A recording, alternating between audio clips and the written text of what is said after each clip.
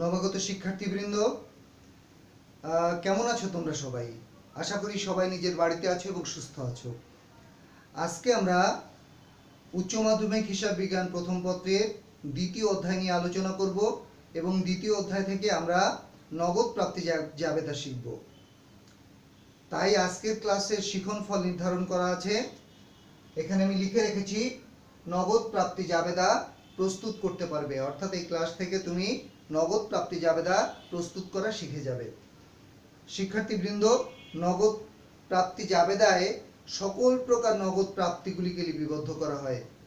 আমরা দেখেছি নগদান বইয়ের মধ্যে একদিকে নগদ প্রাপ্তিগুলি, অন্যদিকে নগদ প্রদানগুলি লিপিবদ্ধ করা হয়। নগদান বইয়ের মধ্যে যে দুই রকম লেনদেন লিপিবদ্ধ করা, সেই দুই রকম লেনদেনের মধ্য থেকে শুধু নগদ প্রাপ্তিগুলিকে আলাদা করে নিয়ে যে হিসাব বইতে লিপিবদ্ধ করা হয়, সেই হিসাবের বইয়ের নামই হচ্ছে নগদ প্রাপ্তি জাবেদা। আমরা নগদ প্রাপ্তি জাবেদার একটি ছক এখানে আগে থেকে এঁকে রেখেছি, সময় বাঁচানোর জন্য সেটি আমরা একটু দেখে নিই। নগদ প্রাপ্তি জাবেদায় এই ঘরগুলি হয়: তারিখ, ক্রেডিট হিসাব খাত, সূত্র, ডেবিটে নগদ এবং বাট্টা, এবং ক্রেডিটে বিক্রয়, প্রাপ্য হিসাব এবং অন্যান্য হিসাব, এই ঘরগুলি হয়। কোনো কোনো প্রতিষ্ঠান এই ক্রেডিটের ঘরের সংখ্যা তাদের প্রয়োজন অনুসারে এর চেয়ে বেশি বাড়াতেও পারে। শিক্ষার্থীবৃন্দ, আমরা এই নগদ প্রাপ্তি জাবেদার উপরে যে শিরোনামটি লিখব, সেখানে কিন্তু সবসময় আমরা ওই ব্যক্তি বা প্রতিষ্ঠানের নাম উপরে লিখব এবং তার নিচে এই নগদ প্রাপ্তি জাবেদা কথাটি লিখব। আমি এখানে লিখেছি অনন্যা অ্যান্ড কং এর নগদ প্রাপ্তি জাবেদা। তুমি ইচ্ছা করলে এই এর শব্দটি বাদ দিতে পারো, অর্থাৎ উপরে তোমাকে লিখতে হবে ব্যক্তি বা প্রতিষ্ঠানের নাম। যে ব্যক্তি বা প্রতিষ্ঠানের হিসাব তুমি করছো, সেই ব্যক্তি বা প্রতিষ্ঠানের নাম লিখতে হবে। ইচ্ছা করলে এখানে তুমি এর লিখতেও পারো, নাও লিখতে পারো। শিক্ষার্থীবৃন্দ, এবার আমরা একটি উদ্দীপক এখানে লিখে রেখেছি। এই উদ্দীপকটিকে এই নগদ প্রাপ্তি জাবেদার মধ্যে আমরা প্রবেশ করাবো বা ওখানে লিপিবদ্ধ করব। এখানে দেখো, অনন্যা অ্যান্ড কং 2019 সালের 1 জানুয়ারি নগদ 1 লক্ষ টাকা নিয়ে ব্যবসা শুরু করে। তাহলে এই যে নগদ 1 লক্ষ টাকা নিয়ে ব্যবসা শুরু করে, এইটার জন্য আমরা যদি জাবেদা করি, আমি একটু জায়গা বের করে নিই।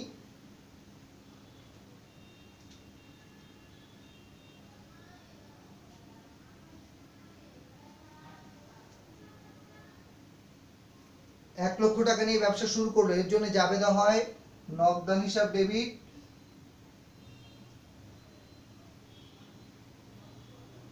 মূলধন ক্রেডিট।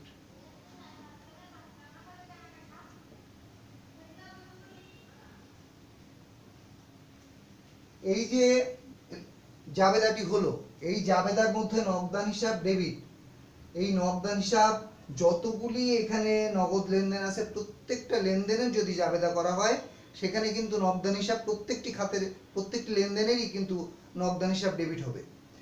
এবং ক্রেডিটের খাতগুলি কিন্তু লেনদেন ভেদে আলাদা আলাদা হয়ে যায়। এই জন্যে আমরা কি করব, এই নগদ প্রাপ্তি জাবেদার মধ্যে ক্রেডিট হিসাব খাত যেগুলি আছে সেগুলি ভিন্নতা থাকে। এই জন্য ক্রেডিটের খাতগুলি আমরা এখানে লিখবো। এখানে তাই লেখা আছে ক্রেডিট হিসাব খাত।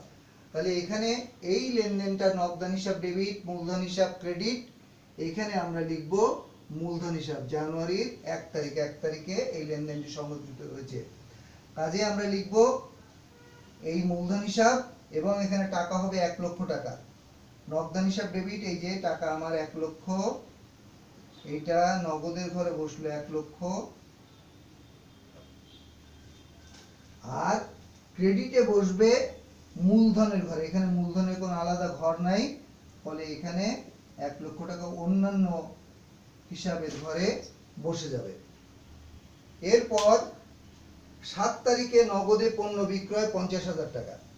তাহলে নগদে পণ্য যদি বিক্রয় করি, তখন এন্ট্রি হয় নগদান হিসাব ডেবিট আর বিক্রয় হিসাব ক্রেডিট।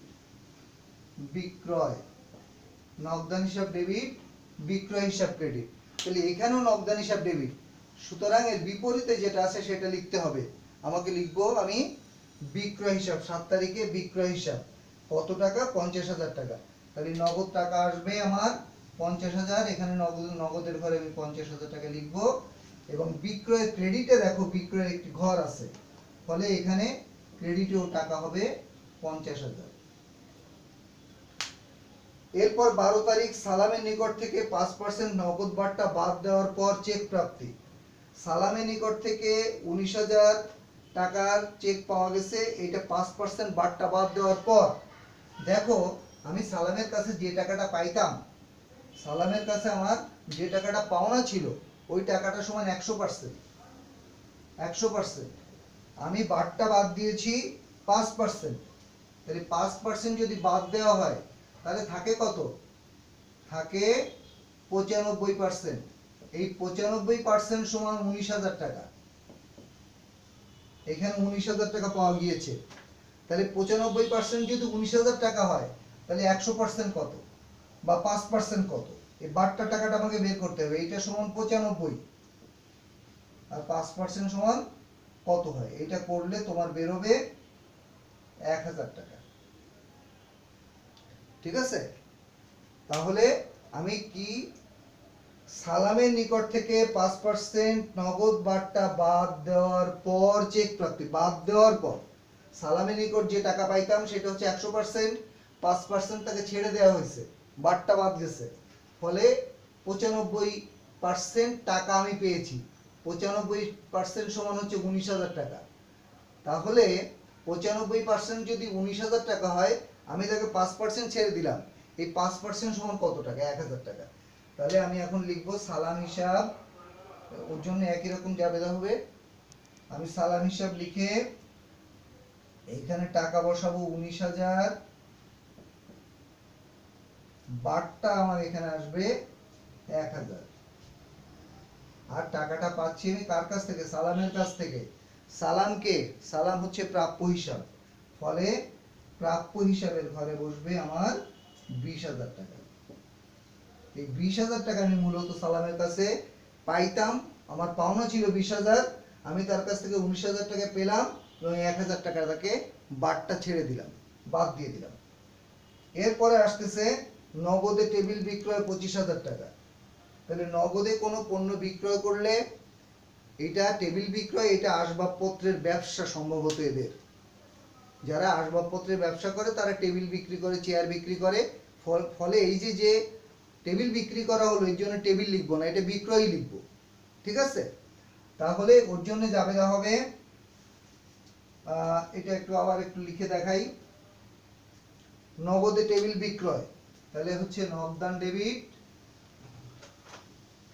নগদান ডেবিট আর বিক্রয় ক্রেডিট।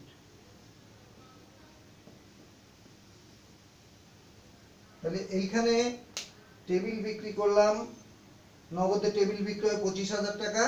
এই 25,000 টাকার নগদ ডেবিট এটা লিখবো না, নগদান ডেবিট এটা লিখবো না, আমরা ক্রেডিটটা লিখবো বিক্রয়। এই যে লিখেছি বিক্রয় এবং টাকা বসবে 25,000। বিক্রয় নগদ 25,000 আর বিক্রয় এখানে ক্রেডিটের ঘর আছে, এখানে 25,000। আচ্ছা, এরপরে 25 তারিখে প্রদেয় নোটের মাধ্যমে ঋণ গ্রহণ 60,000 টাকা। এখানে আমার প্রদেয় নোটের মাধ্যমে নগদ টাকা পাচ্ছি, নগদান হিসাব ডেবিট আর প্রদেয় নোট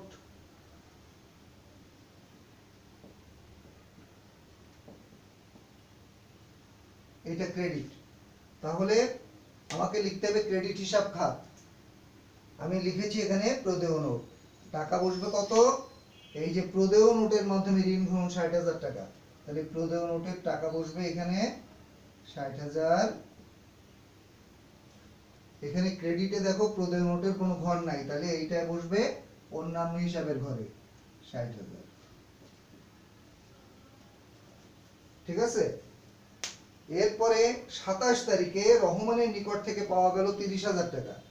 তাহলে রহমানের নিকট থেকে পাওয়া গেলে নগদান হিসাব ডেবিট আর রহমান হিসাব ক্রেডিট।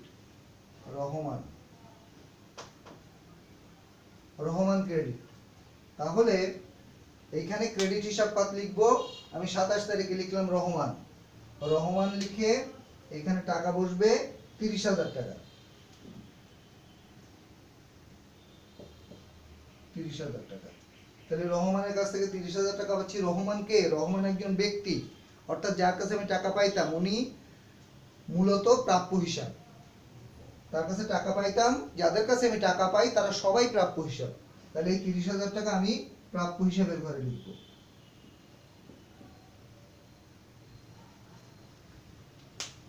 এরপরে 30 তারিখে বলা হয়েছে কালামের নিকট থেকে 18,000 টাকা নিষ্পত্তিতে 16,500 টাকা প্রাপ্তি। কালামের কাছে পাইতাম 18,000, কালামের কাছ থেকে পাচ্ছি 16,500 এবং বাকি টাকাটা নিষ্পত্তিতে। নিষ্পত্তি মানে কি? আর তার কাছে কোনো টাকা পয়সা আমি চাইবো না। তাহলে নিষ্পত্তি মানে আমার আর কোনো তার কাছে টাকা পয়সা পাওনা থাকবে না। তাহলে এর জন্য জাবেদা হবে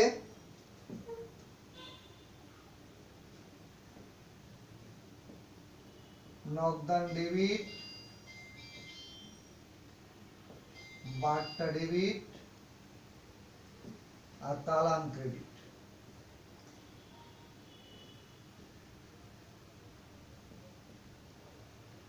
ঠিক আছে, এখানে নগদের টাকা হচ্ছে এখানে 16,500 নগদ, 16,500, বার্তা 1,500 আর কালাম হচ্ছে 18,000 টাকা। ঠিক আছে, তাহলে এইটা যদি এখন ক্রেডিট হিসাব খাতগুলো লিখতে চাই তাহলে আমাকে লিখতে হবে ক্রেডিট হিসাব খাতে একটা খাত আছে, সেটা হচ্ছে কালাম। এই আমি লিখলাম কালাম। টাকা কত? কালামের টাকা 18,000 টাকা। এর মধ্যে নগদে ডেবিট হচ্ছে 16,000, নগদের ঘরে 16,500, 16,500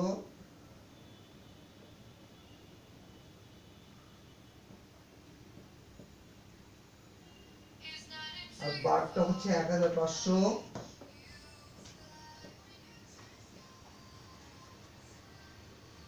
আর এই যে কালাম, কালাম মূলত একজন প্রাপ্য হিসাব, তবে কালামের ঘরে বসবে 18,000,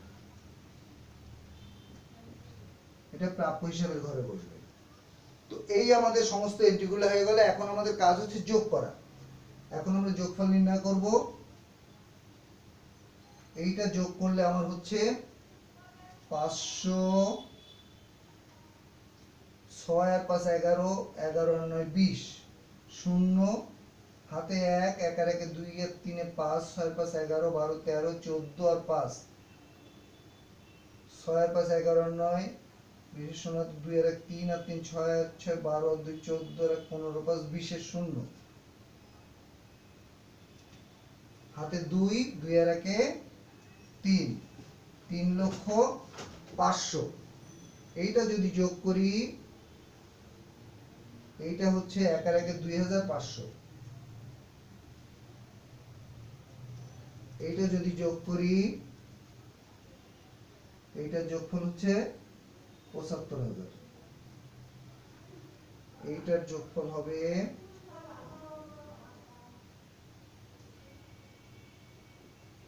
3 আর 1 4 আর 2 6। এইটার যোগফল হবে 1,60,000। এই সবগুলো যোগ করে দিব। আমি একটু নিচের থেকে মুছে ফেলি।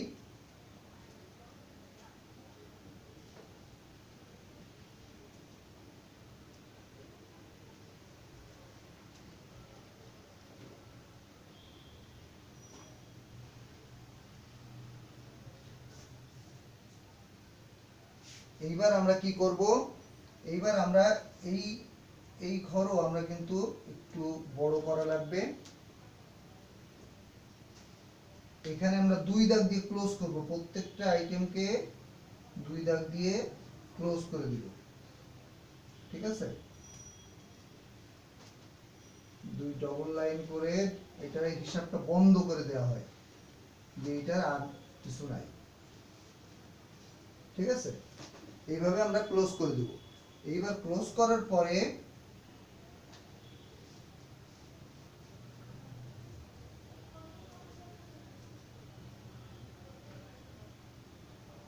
ডেবিটে যে দুটো হিসাব খাত আসলো, এখানে ডেবিটে আছে দুইটা হিসাব খাত, এই দুটো হিসাব খাতকে একসাথে যোগ করে নিচে লিখব।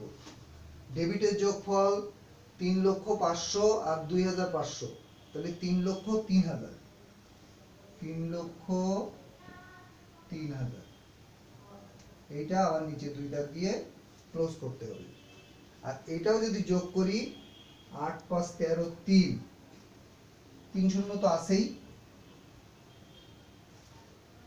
8, 5, 13, 3 হাতে 1, 6 আর 1 7 আর 6 13, 13 আর 7 কত? 20, 20 এর শূন্য হাতে 2, 2 আর 1 3, 3,03,000। এটাও আমি 2 দাগ দিয়ে ক্লোজ করব। ক্লোজ করার পর এই দাগটা আরেকটু সামনে নিচের দিকে বাড়িয়ে নেব, নেওয়ার পর নিচে দিয়ে একটা দাগ দিয়ে দেব। এই একটু বাঁকা হয়ে গেল, আমরা স্কেল দিয়ে দাগ দিব, ফলে সহজ সোজা হবে।